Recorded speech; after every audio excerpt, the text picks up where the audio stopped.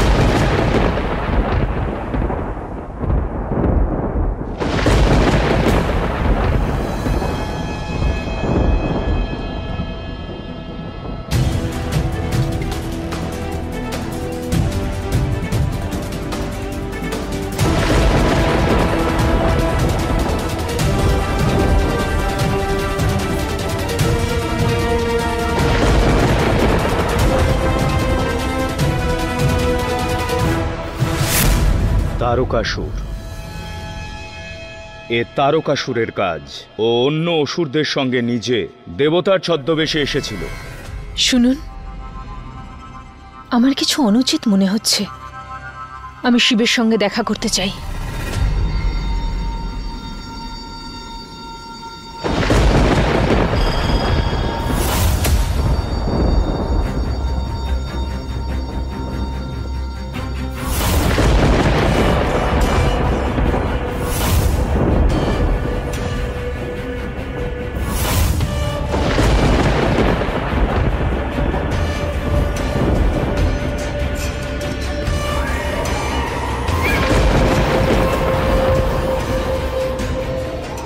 তুমি শিবের সাথে দেখা করতে চাও তো? কিন্তু তারকাসুর চান না যে তুমি শিবের দর্শন পাও। তুমি শেষবারের মতো এই স্থানটা দেখে নাও, কারণ দ্বিতীয়বার আর তুমি কৈলাস পর্বতে ফিরতে পারবে না। ওকে এখানে দিতি পাঠিয়েছিল যাতে ও সতীকে সর্বদার জন্য পাতাল লোকের গহ্বরে নিয়ে যেতে পারে। চিন্তা করো না, পাতালেও আমরা একজন রাজকুমারীর মতো তোমার দেখভাল করব, কিন্তু ওখানে তুমি তোমার ভালোবাসার শিবকে পাবে না।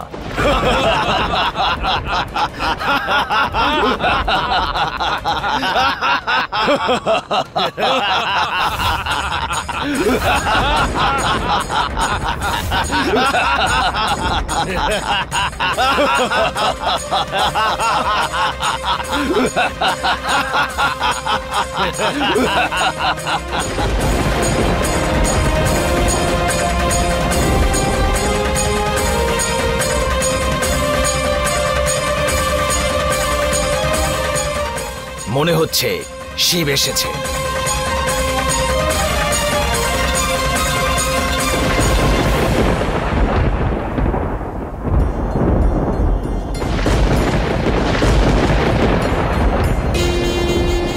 প্রকৃতির এই পরিবর্তন অবশ্যই শিবের ক্রোধের প্রকাশ।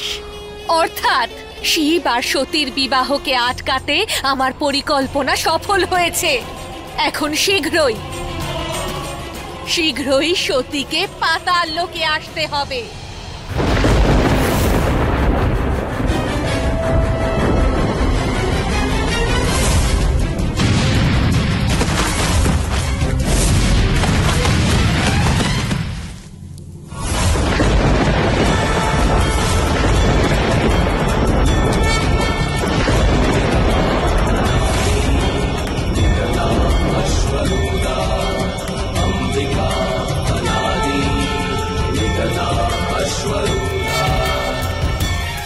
এর মধ্যে দেবী শক্তি আছে, আর শিব যে কোনো সময় এখানে চলে আসবে।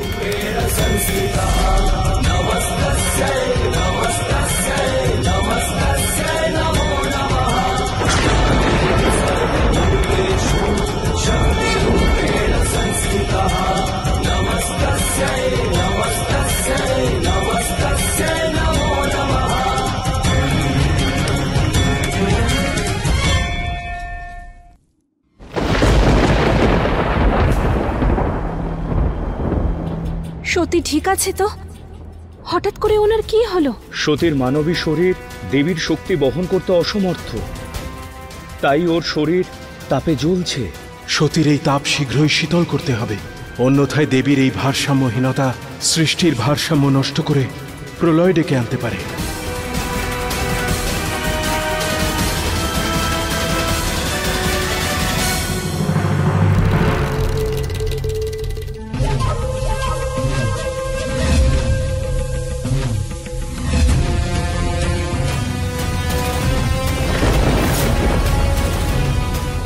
এত বছর ধরে তোমায় পিতার কাছে রাখাটা আমার জীবনের সব থেকে বড় ভুল সতী।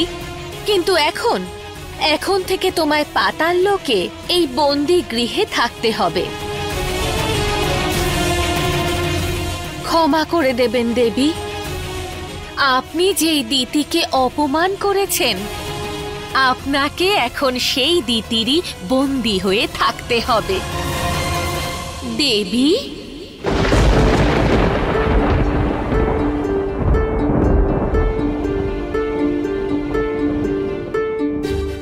দেব, শরীরের তাপ তো কমছে না কিছুতেই,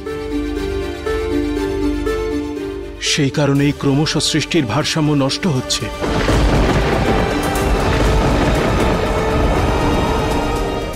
আপনাকে শীঘ্রই এই তাপ শোষণ করে সতীর তাপ শীতল করতে হবে, অন্যথায় সৃষ্টির বিনাশ নিশ্চিত।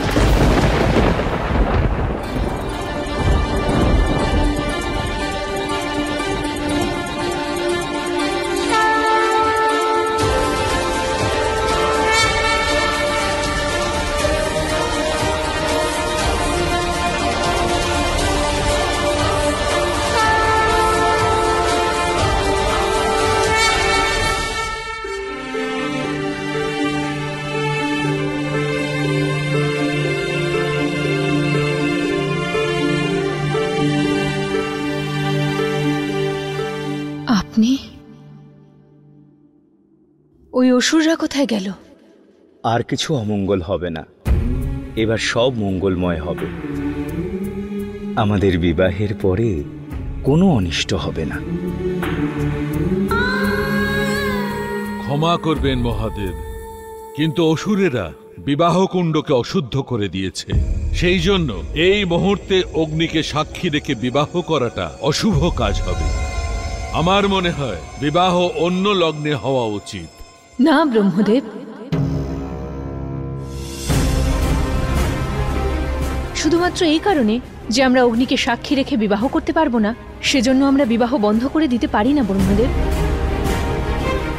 প্রত্যেক স্ত্রীর অধিকার আছে নিজের স্বামী নিজেই বেছে নেওয়ার। আর আমি শিবকে আমার জীবন সাথী বেছে নিয়ে কোনো অনুচিত কাজ করিনি, কিন্তু তাও আমার এই বিবাহে আমার মাতা পিতা অংশ নেবেন না।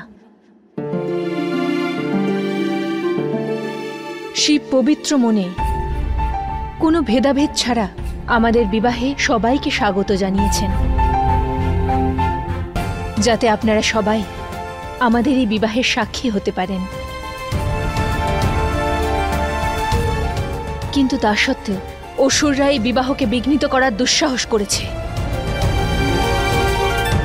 যখন আমার আর শিবের একে অপরের প্রতি প্রেম পবিত্র, তাহলে আমরা দুজন কেন কোনো বিধি নিয়মে বাঁধা থাকব?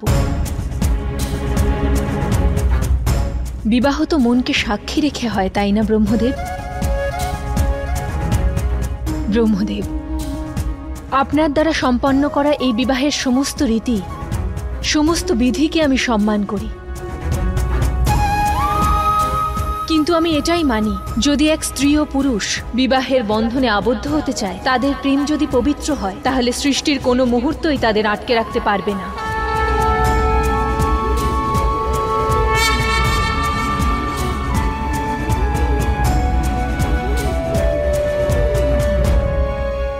আজ থেকে অন্তিম শ্বাস পর্যন্ত আমি আপনার জীবনের সাক্ষী হয়ে থাকব, আর আপনি আমার। আর যদি আমরা দুজন সারা জীবন একে অপরের সাক্ষী হয়ে থাকি, তাহলে আমাদের দুজনের মধ্যেকার এই প্রেম এই বিবাহের জন্য কি পর্যাপ্ত নয় দেব? নিঃসন্দেহে সম্পূর্ণ।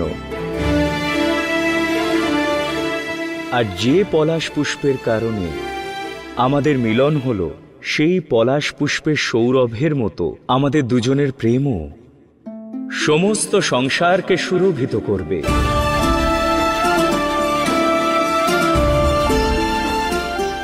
আজ থেকে এই বিবাহ গন্ধর্ব বিবাহ নামে পরিচিত হবে।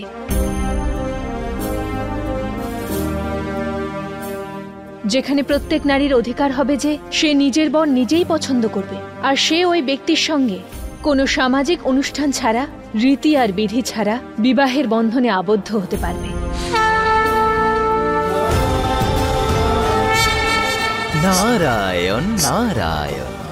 শিবসতীর গন্ধর্ব বিবাহের শুভ সূচনা স্বয়ং আমারই বিশেষ কারো কাছে পৌঁছানোর আবশ্যকতা আছে। নারায়ণ নারায়ণ নারায়ণ নারায়ণ। দৈত্যমাতা, কত অদ্ভুত, অলৌকিক আর সুন্দর বন্দিগৃহ বানিয়েছেন আপনি। এই বন্দিগৃহ আপনি আবার তারকাসুরকে দণ্ড দেবার জন্য বানাননি তো? আর এমনিতেও ও দণ্ড পাওয়ার যোগ্যই মাতা। ও যে আপনার স্বপ্নকেই বিফল করে দিয়েছে।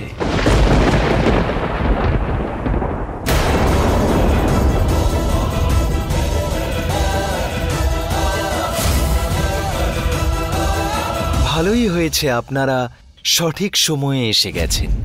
আমি দৈত্যমাতাকে এই শুভ সংবাদ দিতে যাচ্ছিলাম, শিব আর সতী এখনো তাদের বিবাহের সিদ্ধান্তে স্থির। কিন্তু কিছু লোক তাদের বিচ্ছেদ করার জন্য অবশ্যই চেষ্টা করেছিল, কিন্তু তারা দুজনে তাদের বিবাহের সিদ্ধান্তে অটল থেকে, মানে শিব আর সতী এক নতুন রীতির সাথে গন্ধর্ব বিবাহ করার সিদ্ধান্ত নিয়েছে। আমায় আজ্ঞা দিন, এখন আমি এখান থেকে প্রস্থান করি, কারণ দিব্য আর অলৌকিক শক্তির মিলন আমি আমার নিজের চোখেই দেখতে চাই। নারায়ণ নারায়ণ।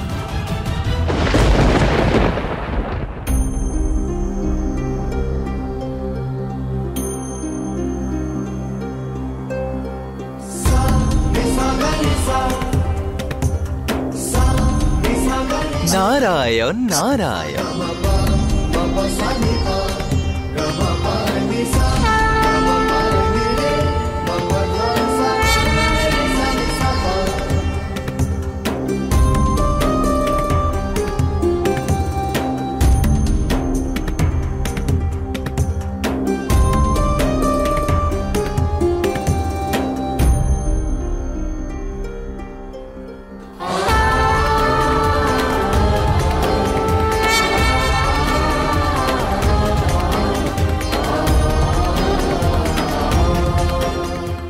আজ এই মুহূর্ত আমার জীবনের অবিস্মরণীয় মুহূর্ত।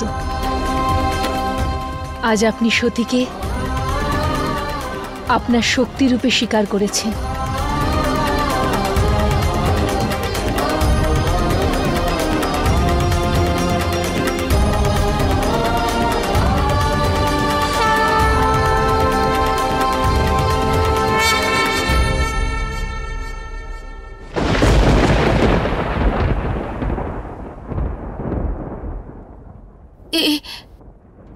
কেমন দৃশ্য দেখতে পাচ্ছি!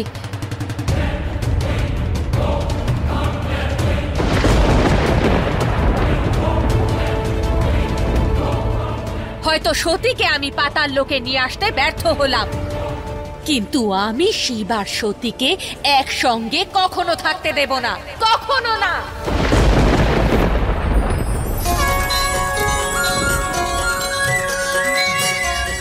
সতী, তুমি আমার অর্ধাঙ্গিনী, আমার সেই অঙ্গ যা আমাকে পূর্ণ করে।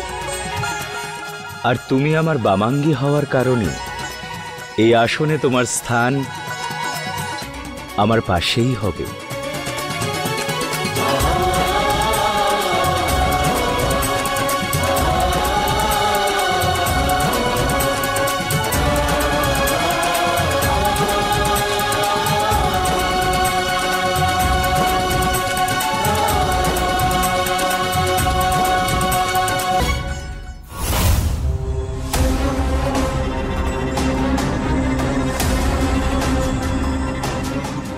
দিতে দিতে এইসব করার কি কারণ? যার কন্যা শ্মশানে বসবাসকারী শিবকে বিবাহ করতে পেরেছে, আমি তার মহলকে ভস্মে সাজিয়ে তুলছি।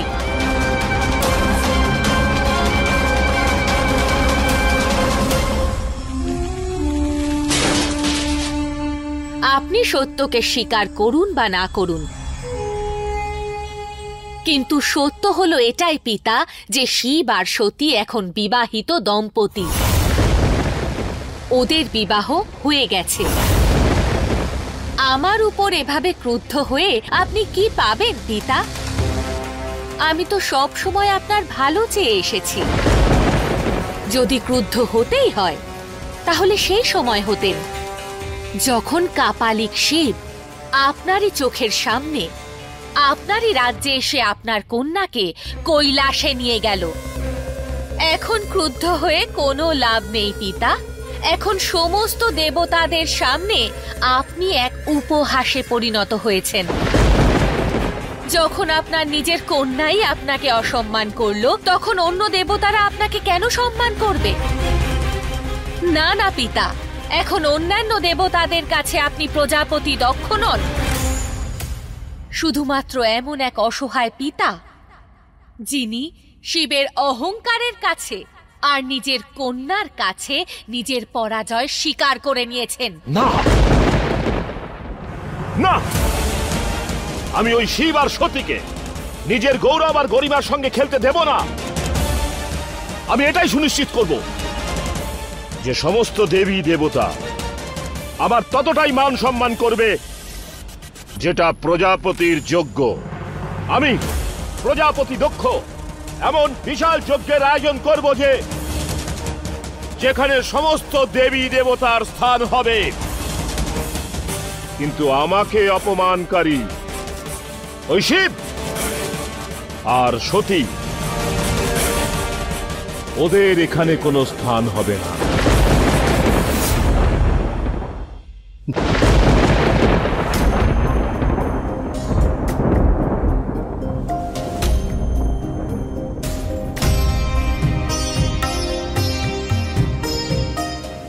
নারায়ণ, আমি আজ বুঝতে পেরেছি যে দেবী কেন চেয়েছিলেন এই পলাশ বৃক্ষের বীজ রোপণ তিনি ও আমি একসাথে করেছিলাম। কারণ তিনি জানতেন এই পলাশের বৃক্ষের আর সতীর জীবনযাত্রার একসঙ্গে একই ক্রমে এগিয়ে চলবে। যেদিন সতীর জন্ম হয়েছিল সেদিন এই পলাশ বৃক্ষে প্রথম অঙ্কুর এসেছিল। আর যখন আপনার বিবাহের সময় ওই অসুরেরা সতীকে হরণ করার প্রয়াস করেছিল, তখন তার ক্রোধ চরম সীমায় পৌঁছেছিল। আর সতীর দেহের তাপের মতোই এই বৃক্ষের তাপও এর ফুল আর পাতাগুলোকে পুড়িয়ে দিয়েছে। আপনার বিবাহের সময় যা কিছু ঘটেছিল দেব, তা পুনরায় যেন না হয়। যদি সতীর ক্রোধ পুনরায় চরম সীমায় পৌঁছয়, তাহলে তার দেহ সেই ক্রোধের তাপ সহ্য করতে পারবে না। দক্ষ দ্বারা আয়োজিত মহাযজ্ঞে আপনাকে আর সতীকে আমন্ত্রণ না জানানোয় সতীর আহত হওয়া স্বাভাবিক। এই অপমানে তার মনের এই অস্থিরতা অনিবার্য, কিন্তু সতী যেন এতে বিচলিত না হয়ে পড়ে, সেটা সুনিশ্চিত করা আপনার দায়িত্ব দেব। অন্যথায় কি? বলুন নারায়ণ, অন্যথা কি? অন্যথা এই তো, যদি এরূপ না ঘটে তাহলে পুনরায় শিব ও শক্তি দুজনে পৃথক হবেন। এ কথাই বলতে চাইছেন তো? আমি কখনোই চাই না যে আমার আরাধ্য পুনরায় তার সতীর বিয়োগের আগুনে জ্বলুক। আমি আপনাকে সেই অবস্থায় দেখতে পারবো না দেব। তাই শুধু আমার জন্য নয়, সমগ্র সৃষ্টির জন্য সতীকে আপনি আটকান দেব। যে কোনো মূল্যে হোক সতী আর তার পিতা দক্ষের মিলন আটকান দেব। আপনার কাছে আমার এটাই প্রার্থনা।